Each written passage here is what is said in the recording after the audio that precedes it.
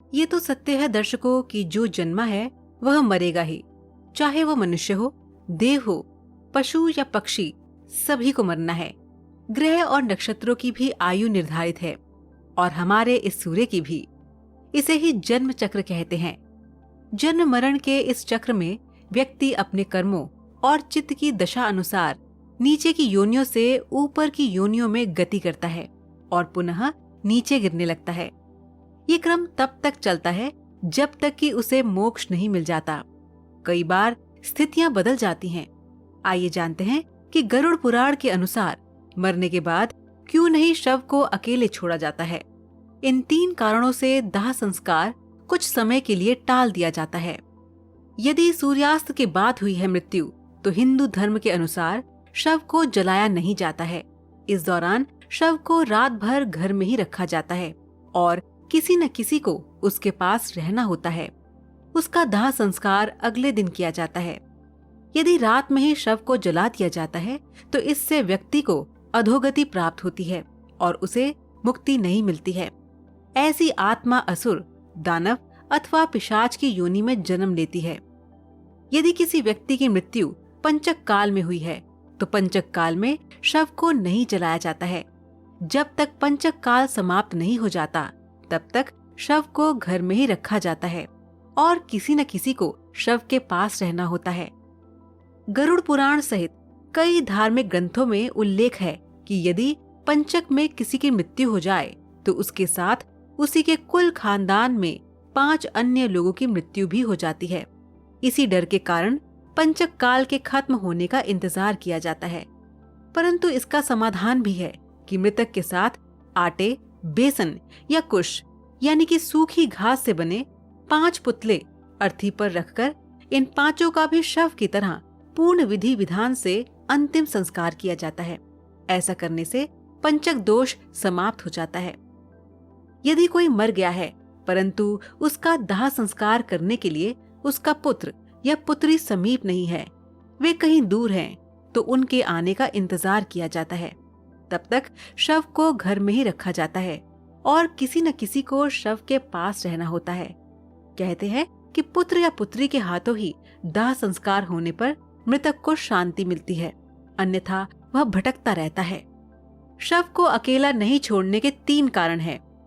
शव को अकेला छोड़ दिया जाए तो उसके आसपास लाल चींटियां या अन्य कोई नरभक्षी, रेंगने वाला प्राणी या पशु आकर शव को खा सकता है।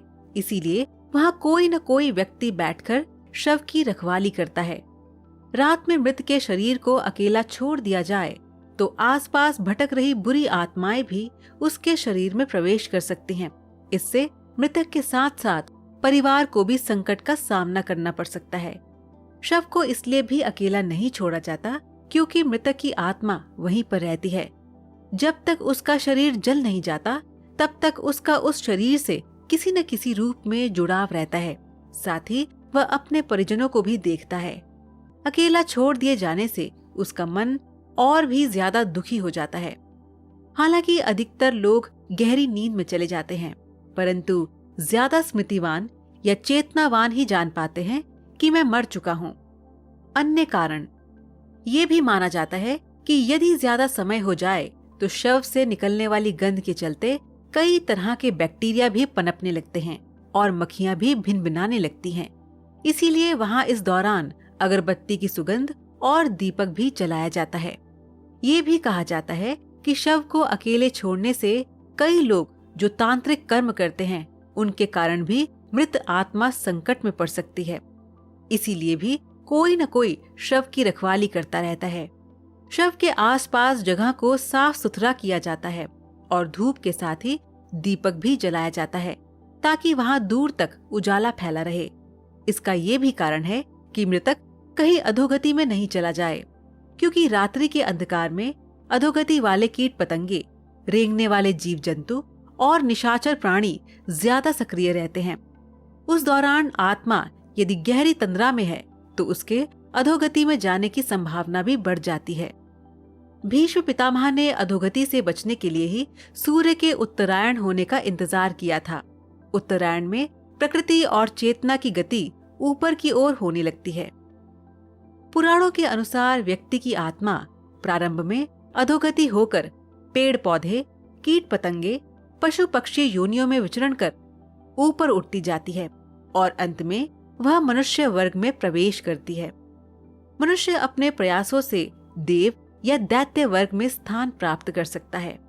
वहां से पतन होने के बाद ही वह फिर से मनुष्य वर्ग में गिर जाता है। यदि आपने अपने कर्मों से मनुष्य की चेतना के स्तर से खुद को नीचे गिरा लिया है तो आप फिर से किसी पक्षी या पशु की योनि में चले जाएंगे और ये क्रम चलता ही रहता है। कहने का मतलब ये है कि व्यक्ति नीचे गिरता या कर्मों से ऊपर उठता चला जाता है। उपनिषदों के अनुसार एक क्षण के कई भाग कर दीजिए, उससे भी कम समय में आत्मा एक शरीर छोड़कर तुरंत दूसरे शरीर को धारण कर लेती है। ये सबसे कम समय की अवधि है। सबसे ज्यादा समय की अवधि है 30 सेकंड। परंतु पुराणों के अनुसार ये समय लंबा हो सकता है, 3 दिन, 13 दिन, सवा माह या फिर सवा साल। इससे ज्यादा जो आत्मा नया शरीर धारण नहीं कर पाती है वह मुक्ति हेतु धरती पर ही भटकती रहती है, पितृलोक चली जाती है या फिर अधोलोक में गिरकर समय गुजारती है। कि मृत्यु के बाद एक व्यक्ति की आंखें कितनी देर तक जीवित रहती हैं? आप इसका जवाब हमें नीचे कमेंट बॉक्स में दीजिए। हमें आपके जवाब का इंतजार रहेगा।